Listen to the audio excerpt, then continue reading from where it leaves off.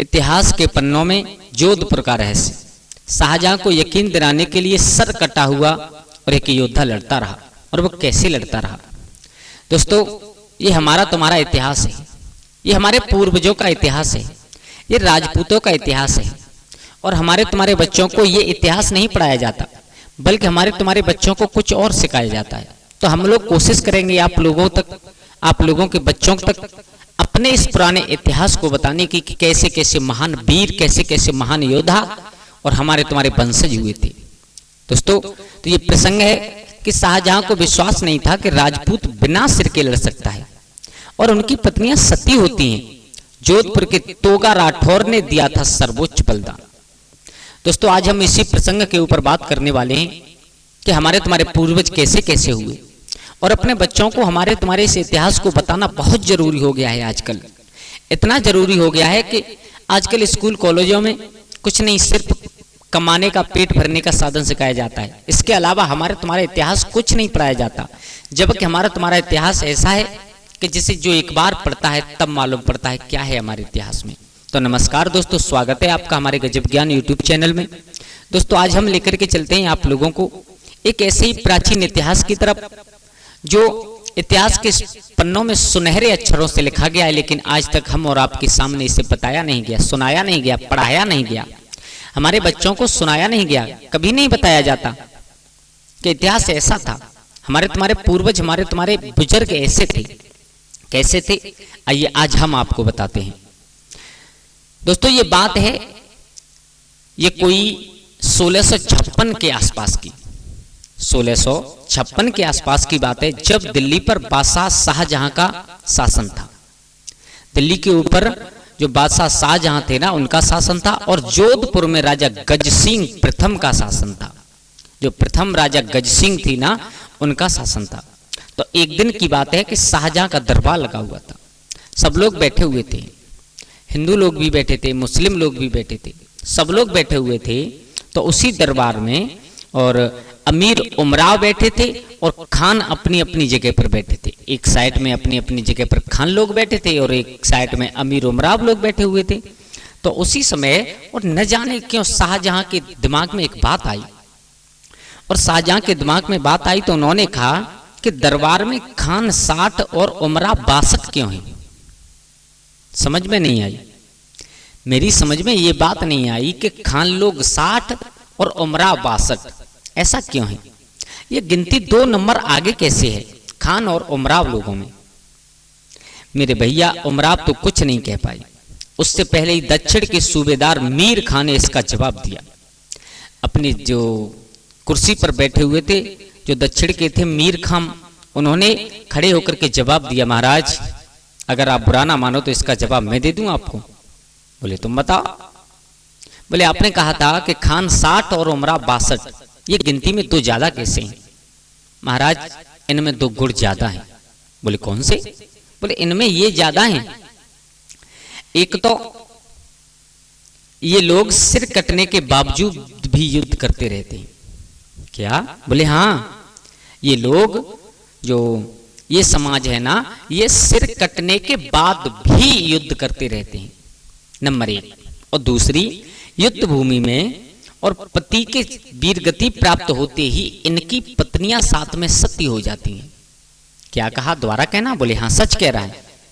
ये जो लोग हैं ना, ये सर कटने के बाद भी युद्ध करने में इतने सक्षम होते हैं, युद्ध करने में इतने और लड़ाकू ये इतने सक्षम होते हैं कि अगर इनका सर कट जाए और फिर भी ये लोग युद्ध करते रहते हैं। और अगर ये वीर गति को प्राप्त हो जाएं तो इनकी पत्नियां और युद्ध भूमि में इनके साथ सती हो जाती हैं।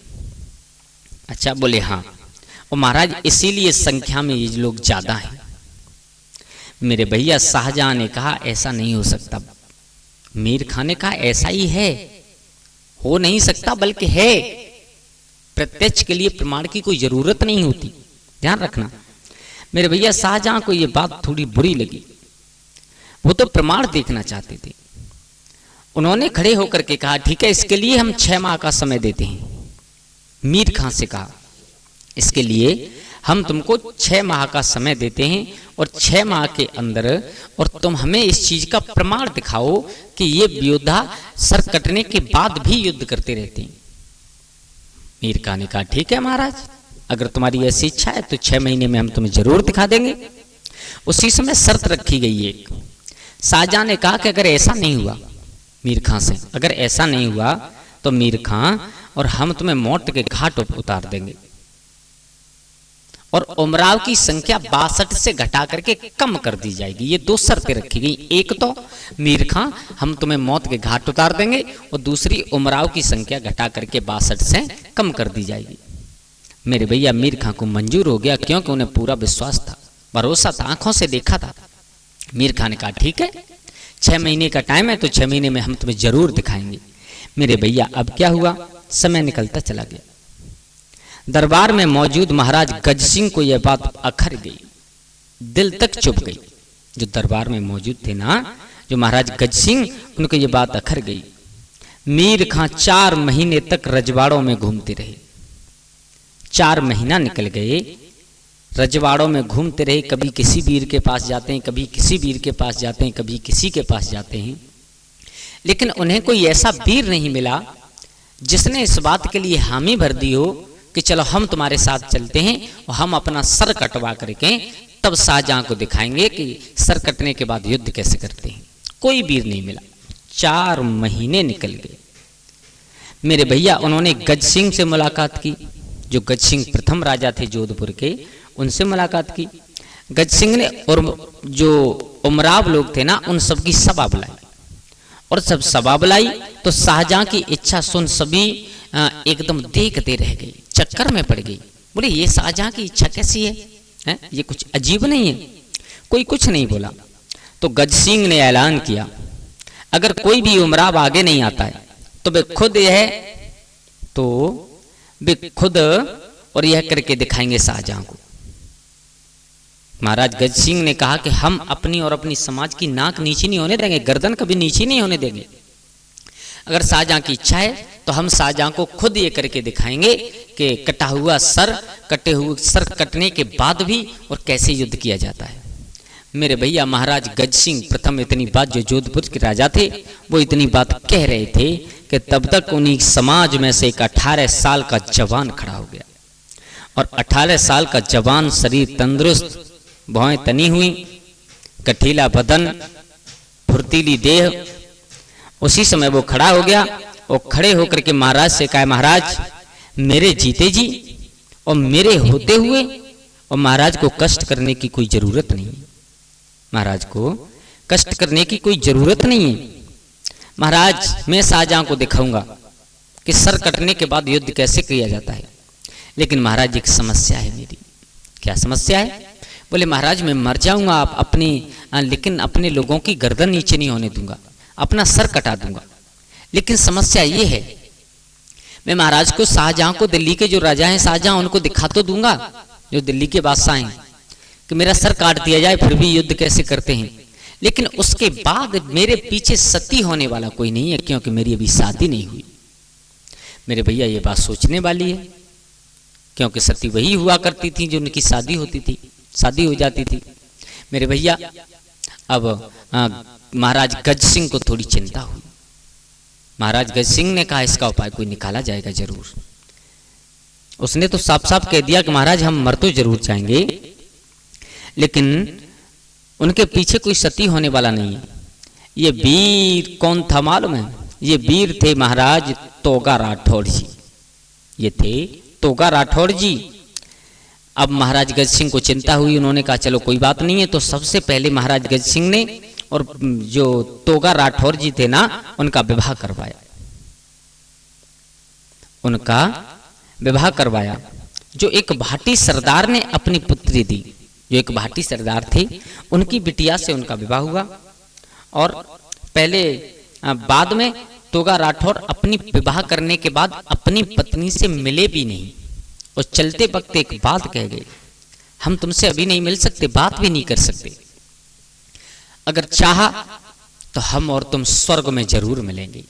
इतना कहने के बाद तोगा राठौर चल दिए। मेरे भैया अब क्या था, मीर खां ने जाकर के शाहजहां को बता दिया मुझे मालूम है 6 महीने होने वाले हैं और हम तुम्हें सबूत देंगे। हम एक वीर लेकर के आए हैं। मीर खां तोगा को लेकर के शाहजहां के पास पहुंचा। इस बीच शाहजहां ने अपने 2 खास जवानों को तैयार किया था। जो दिल्ली का बादशाह था उसने 2 खास जवानों को तैयार किया था कि वे लोग तोगा और उसके साथियों के पहले भोजन कराएंगे। अच्छा, बादशाह भी जानता था कि इनको धोखे में मारना पड़ेगा, अन्यथा हमारी औकात क्या है जो हम इनको मार सकें। बादशाह शाहजहां भी इस बात को जानता था अच्छी तरीका से। तो मेरे भैया उसने अपने 2 खास सैनिकों को तैयार किया और उनसे कहा कि तोगा राठौर और उनके साथियों को पहले भोजन कराया जाए और भोजन कराते वक्त उनका तोगा राठौर का सर कलम कर दिया जाए, सर काट दिया जाए। मेरे भैया शाहजहां की बात मानकर जो खास 2 वीर थे, सैनिक थे, उन्होंने आमंत्रण दिया सबको। तोगा राठौर और उसके साथी सबको बिठाया, भोजन करा रहे हैं। उसी समय हाथ में तलवार लेकर के और जो शाहजहां के जो वीर थे उनमें से एक वीर चारों तरफ चक्कर काटने लगा है, फेरे लगाने लगा। आगरा में बैठे हुए तोगा राठौर भोजन कर रहे हैं। तोगा को कुछ न कुछ गड़बड़ मालूम पड़ी। तोगा ने विचार किया, ये जब हम भोजन कर रहे हैं तो ये हमारे तरफ चारों तरफ फेरे क्यों लगा रहा है, चक्कर क्यों लगा रहा है। उसी समय उसको थोड़ी सी गड़बड़ मालूम हुई, लेकिन तभी शाहजहां के जवान ने तोगा को मार गिराया। मेरे भैया तलवार दी, तोगा का धड़ सर से अलग हो गया। धोखे से मारा है, धोखे से। अच्छा, राजा शाहजहां ने, जो बादशाह शाहजहां था आगरा का राजा, उसने ये बात क्यों कही कि भोजन करते ही समय मारना? क्योंकि शाहजहां जानता था कि भोजन किया जाता है जमीन पर बैठकर, और जब जमीन पर बैठ करके किसी का सर काटा जाएगा, जब सर कट जाएगा तो वो फिर उठ नहीं पाएगा। अगर खड़े पर सर की काटा तो वो शायद खड़ा खड़ा युद्ध करता रहे। उसका तो केवल यही देखना था कि सर कटने के बाद युद्ध कौन करता है, कैसे करता है। मेरे भैया बैठे हुए तोगा राठौर की और गर्दन में तलवार मार दी उन पापियों ने। सर अलग गिर गया। जैसे ही सर अलग गिरा, कलम हो गया सर। लेकिन देखते ही देखते तोगा राठौर हाथ में तलवार लेकर के खड़ा हो गया। जो सामने पड़ता है उसमें तलवार चीर देती है, जो तोगा राठौर की तलवार। एक नहीं, शाहजहां के कई सैनिकों को मार गिराया है उस जगह पर। शाहजहां को मालूम पड़ा कि तोगा राठौर को मार दिया गया, सर काट दिया गया, लेकिन फिर भी भवनों में, महलों में वो रुकने के लिए तैयार नहीं है। अब तो शाहजहां खुद घबराने लगे, उनके तोगा राठौर के सामने कैसे जाया जाए। सर तो है नहीं, केवल धड़ ही धड़ है, दोनों हाथों में तलवार लगी है। कभी दीवाल में देता है, कभी कोई सामने वीर आ जाता है उस वीर में देता है, बीच में से चीर करके डाल देता है। चारों तरफ खून की नदियां बहने लगी। महाराज तेग सिंह जो महाराज थे ना, महाराज गज सिंह जो प्रथम, उनके उस तोगा राठौर ने उस जगह पर चारों तरफ खून की नदियां बहा दी। अब शाहजहां को थोड़ी चिंता हुई। शाहजहां को चिंता हुई, उसी समय शाहजहां ने एक पत्र लिख करके भेजा है। कहां?